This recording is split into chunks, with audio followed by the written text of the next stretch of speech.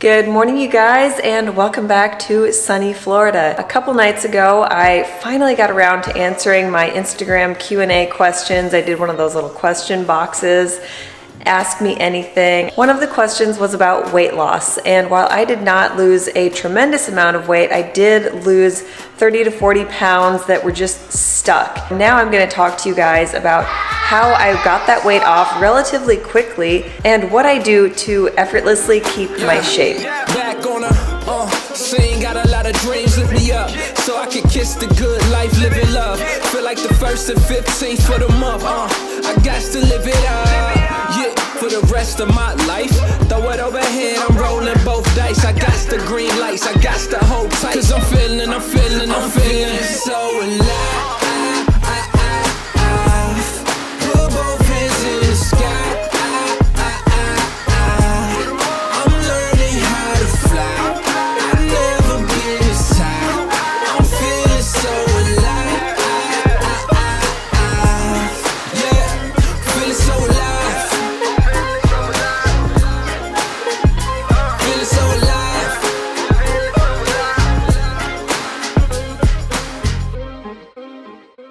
So how good does this look? This one I call a green smoothie, but it's actually like my black magic smoothie. It's so loaded with antioxidants and all the good stuff. Yummy. You think you want some? Oh, cheers. Cheers. What do you think, Bivy? Is it good? So good.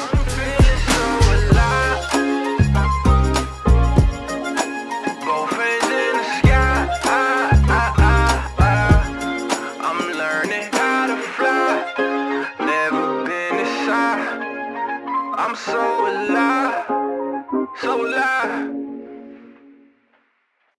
You look good in blue because it matches our blue eyes. Yeah. Maybe you can tell us what your favorite food is. My favorite food is ice cream. Ice cream? What kind? The store-bought kind or the kind that mommy makes in the blender? Store-bought. Ah, I knew it.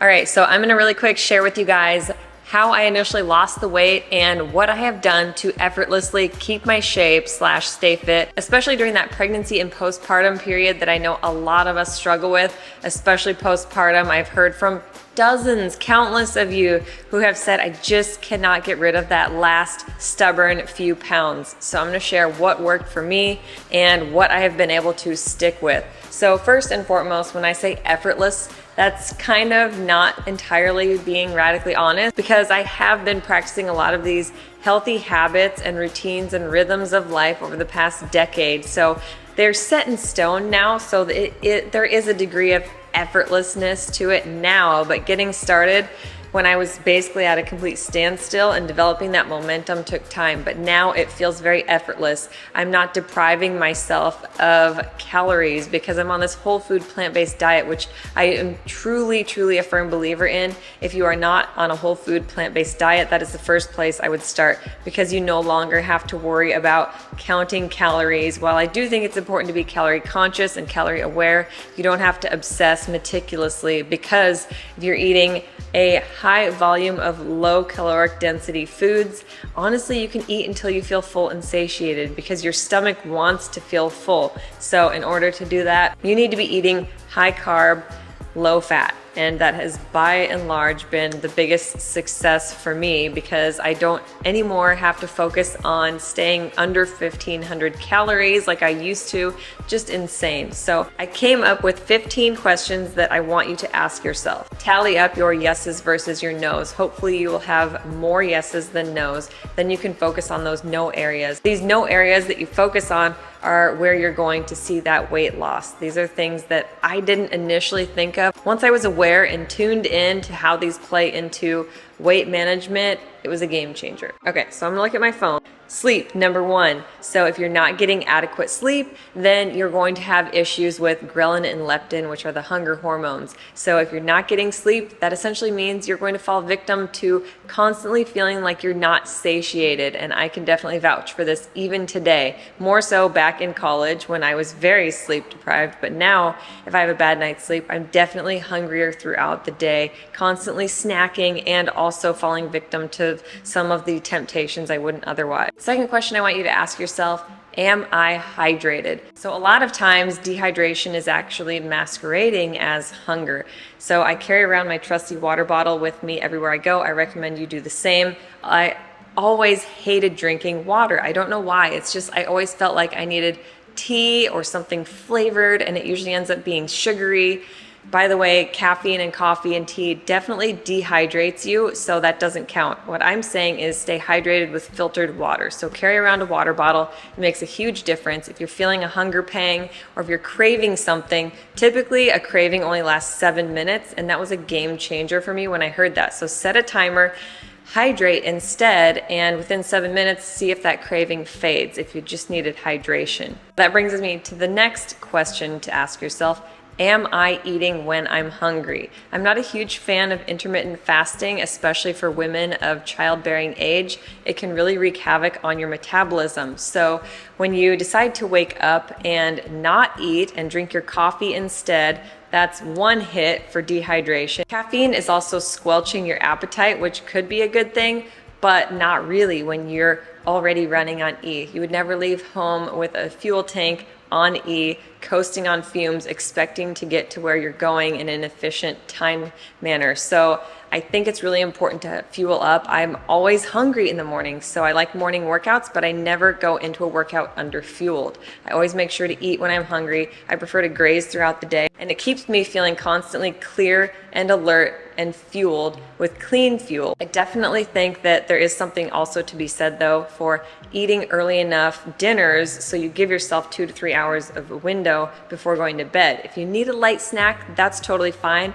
I choose either like some frozen cherries or an apple, applesauce, something really simple and straightforward that's just enough to get me to bed to sleep soundly, and then I focus on a really healthy, full breakfast the next day.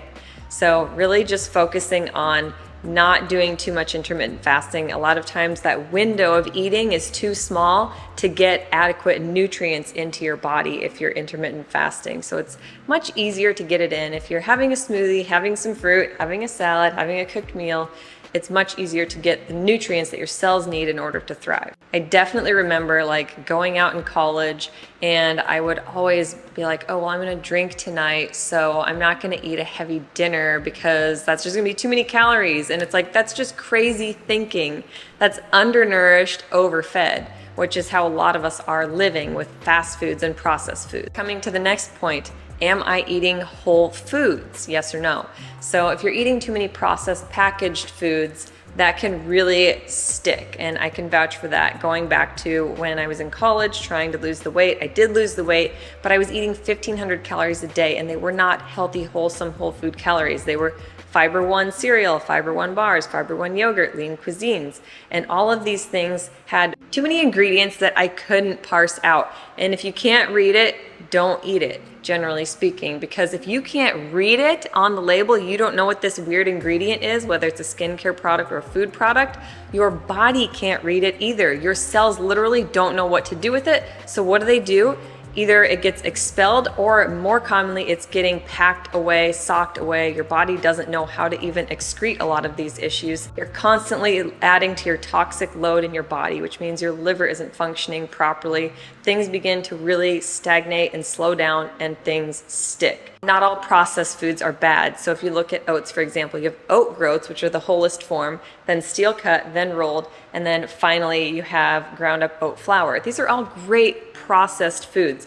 There are things like healthy whole food lentil pasta or chickpea pasta. It's processed, but it's so healthy and nourishing. What I'm talking about are like even some of the bars that we're taking with us to the gym. I would really encourage you to look at a different snack item, because most of these bars, again, have unreadable ingredients. If not, they have way too much refined sugar added to them, and it's just not worth it when you could be eating something more nourishing like a healthy smoothie before or after the gym. Next question, am I pooping? This was one of my biggest problems in college. So I was not going regularly. So that's why I was obsessed with the Fiber One processed things, because I was always looking for grams of fiber on the packages, because I wanted to make sure I was getting as much fiber as possible so I could go number 2.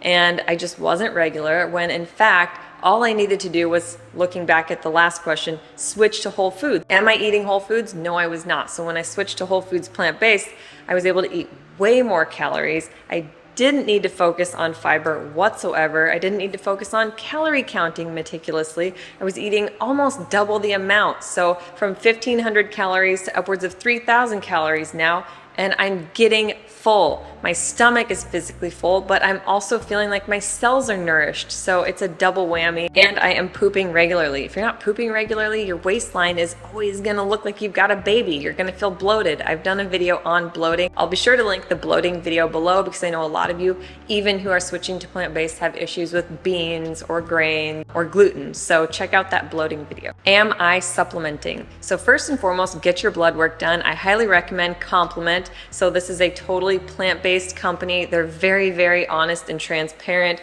Their products are of the utmost pristine quality.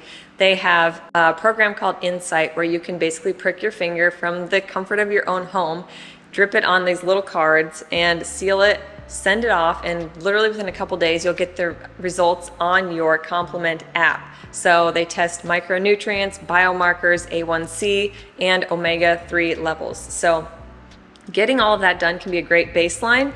And then from there, I also recommend checking out the Complement Essential Vitamin, which is going to have all of the essential vegan nutrients that you might want to focus on more and make sure you're getting your bases covered there. So the two that stand out to me the most are selenium and iodine. So yes, I drop Brazil nuts in my smoothies, but it's also kind of great to just have the right amount all in one place in the Complement Essential capsules. Sometimes we can get too much of nutrients from the multivitamins that we take. So I really like Complement because it's just to complement your diet, not to replace things, and you're not getting too much because you can get too much of a good thing. But selenium and iodine are of the utmost importance because they directly impact your thyroid health. And if your thyroid is under functioning or it's not functioning properly, that in turn will affect your metabolism. It will slow things down, can cause issues again with sticky weight. I definitely noticed a difference when I began honing in on micronutrients.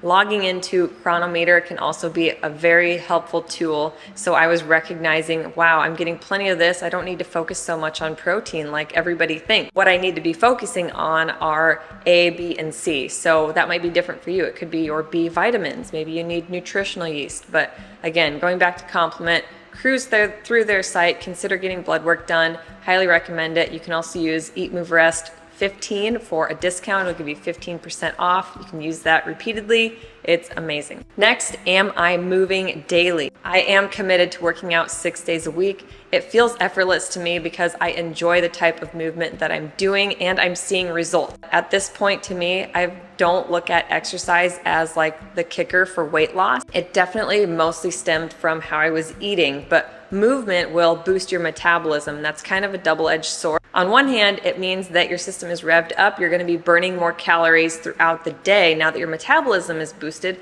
Also can mean that you're going to be more hungry. So you just have to be mindful, again, going back to like not starving yourself before a workout because you don't want to be ravenous afterwards. So make sure you're fueling properly. At first, I really overestimated how many calories I was burning during a workout. Judging by my Apple Watch, I only burn a couple hundred calories in a 45-minute, pretty intense workout. So just realize that just because you worked out doesn't mean you always treat yourself extra with more or with the indulgent food. Next question, am I living a low stress lifestyle? So what stress does is it elevates cortisol, and what cortisol likes to do is cause fat to stick, especially in the abdomen. So I know this is usually the kicker. For me personally, this was one of the biggest reasons why I wanted to lose weight or get in shape. I mean, I have these long arms and long legs, and I was always fairly lean in those areas, but I realized it was beginning to look funny because I was just blowing up in the middle section with bloating, but also excess weight gain in that area. So I know that can be the case if you're experiencing too much stress. So practicing mindfulness, meditation, all of these things can help tremendously. Finding ways to reduce stress. Do I need to be working 60 hours a week when my kids are at home and I'm missing out on their lives and I could be living less stress, maybe making less money, but if I'm happier, it's worth it. So I'm gonna rattle off these last ones kind of quickly.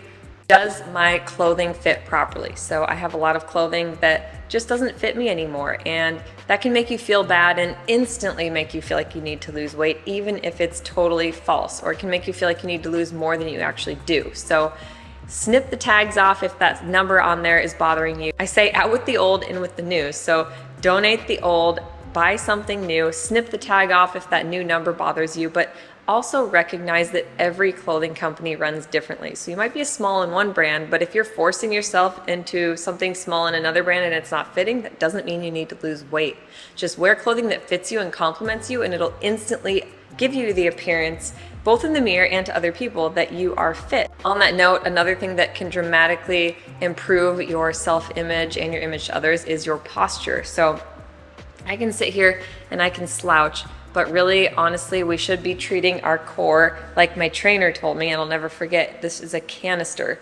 So you don't want your ribs to be splayed open, you want them to be knitted. The whole area right here, like this box or this rectangle, should be a canister. So always being cognizant and mindful, especially when you're working out, and for digestion too, because if you're wearing tight-fitting clothes and you're hunched over, think about your intestines. They're already so scrunched and crowded. Things are just not going to be moving. Next question, am I in a good mood? Honestly, there is a strong correlation and connection between the gut and the brain. You've probably all heard the phrase, the gut-brain connection. So if your gut is in an unhealthy state, it's going to cause your mood to be in an unhealthy state. So if you feel like on most days you're moody and grumpy, it could be that there's an imbalance in your gut. This was huge for me because I was definitely not going regularly, like I said. And when I got on a probiotic supplement and began feeding myself prebiotics via plant fiber, then I saw a dramatic shift. Complement has a great prebiotic powder as well. This is going to help feed your probiotic gut flora. It's going to get things moving, ultimately improving your brain. So moving from inward to outward, now we're going to look at personal care and cleaning products, things in your household that might be major red flags that you're not aware of. So we've gone and stayed at Airbnbs, and they have an air freshener plugged in, or the cleaning lady sprayed with a bunch of Lysol and cleaning products, and my eyes get red and watery, my nose runs, my head gets foggy and cloudy and stuffy. Sometimes it even pounds and throbs and pulses, and it just makes me feel not my best. My voice gets raspy. I'm very chemically sensitive in that way. Really, truly, these are all endocrine disruptors. Fragrances, natural flavors, these trade secrets, these disrupt hormones. They can cause irregular periods. They can cause infertility, low sperm counts, all of these crazy things. And weight gain. They cause weight to stick because, again, you're getting a lot of these chemicals that your body doesn't know how to process or read. So the more we can get cleaner with our products and more minimal with our products, from makeup to cleaning, the better off. You can find on our page our product faves. There's tons of discount codes in there. We've got favorites like Branch Basics that we just did in our Clean With Us video. We love their cleaning product. Next question, am I calorie conscious? So going back to not being calorie obsessed, but being aware, being conscious. Use Chronometer to plug in and know. Maybe you're overestimating how many calories are in an apple. Maybe you're underestimating how many calories are in the nut butter you're consuming. So make sure that you know, so that when you're eating throughout the day, you're aware, oh my gosh, I put avocado on my salad and I put a fancy dressing on. That is a lot of fat, which equals a lot of calories. So if you can be more conscious of what you're consuming and what's in it, this will help tremendously. Again, going back to eating whole foods, plant-based, for me, the biggest kicker was going beyond that and recognizing the macronutrient ratios in the foods I was eating, so carbs, fats, and proteins, making sure that I was eating a high volume of high carb foods and not worrying so much about the fats and proteins. Last two questions, am I giving it my best? Ask yourself and get radically honest. I keep saying that, but I just love that phrase. Be radically honest with yourself, with me, with a friend. Are you honestly giving it your all? Could you be doing a little bit better with regular exercise at an intensity that's making a difference? Could you actually be eating a little bit healthier and not sneaking into the kids' snack drawer so much? Could you be sleeping better? Maybe putting the phone in a different room so you're not falling asleep with that being the last thing you looked at for an hour extra before bed. So getting really honest, are you truly doing your best? What area can you improve on? That helped me so much because we tend to lie to ourselves. We like to hear good things about our bad habits. So a lot of times we just put our blinders on, keep doing our things. We find like, oh, coffee is actually good for me for this very teeny tiny reason, when in reality, it's maybe doing more harm than good. It's creating an addiction, it's dehydrating you, it's leaching nutrients, it's causing you to not sleep at night. So rather than lying to yourself, just truly do your best. Get honest and do your very darn best. I had to do that so many times and I continue to have to do that. Last but not least, could I practice a bit more self-acceptance and self-love? So maybe you're not exactly where you want to be, but self-love can really make a huge difference because number one, it's going to lower your stress levels, but number two, it's going to make the process more enjoyable. And the other part to this is self-acceptance. So there are certain things we just can't change about our bodies. So I have some excess loose skin in my abdomen because I lost weight during college. So I can't necessarily change that. So maybe weight loss isn't the solution. Maybe self-love and self-acceptance is just a better route. Love yourself where you're currently at, because just remember, yes, I'm in my mid-30s, but someday I'm gonna be in my mid-40s and wish I was in my mid-30s. Someday I'm gonna be 50 and wish I was 40, and so on and so forth. And you're gonna say, man, I wish I just would have taken more time to just love the body I was in then. So really think about that and let that sink in, because a lot of times I'm just like, I can't wait to be here, or I'll be happy when in reality, I need to recognize, number one, look at how far I've already come. Just be here now and be happy and do your best to be healthy, and no matter what, don't starve yourself. I've been there to the point where I was depriving myself and I just felt like I constantly needed to detoxify my body, and all that it truly did was deplete me. So if you're trying to detox and deprive, you'll end up depleted, triple D. And then you're gonna end up feeling down in the dumps and depressed. I'll continue on with the D's if you want me to, but I think you get the point. So I hope that helps you guys. I tried to intertwine and weave in a little bit of my own narrative, my own anecdote, but I also tried to present you with real facts and real research and things that can help you, because it shouldn't be a daily battle, a constant struggle. Remember, it's gonna start with what's on your plate, but also, like I said, make sure you're also hydrated, getting enough sleep, focus on whole food, plant-based, high carb, low fat. Don't worry about protein. You're gonna be getting fiber, you're gonna poop better, and ultimately it's gonna make you happier and less stressed. And it all works together. That's the most important thing with weight loss. You don't wanna go for that fad diet or that detox or that extreme thing or that pill. You have to do it all. It's very holistic. Everything works together. I hope this helped you guys. Give it a thumbs up. Leave me some love in the comments below. And be sure to check out Complement. Like I said, making sure that you're getting well nourished, getting the nutrients that your body needs is of utmost importance, regardless of where you're at with your weight loss or your body journey. Until next time, eat, move, rest your best. Don't forget to pop into Instagram, send me some DMs, and I will see you guys next week. Bye-bye. There are 3 things we all do every day, and we could all be doing them better. Eat, move, and rest. We're Dusty, Aaron, Max, Olivia, and Bo, and we're the Stanzics. We aspire to live a plant-centric, faith-forward, healthy lifestyle and welcome all of the adventures that accompany it. Join us every week as we blend, chop, juice, run, lift, ride, and master our minds in between on the ultimate quest to find better balance, deeper connection, and true happiness within.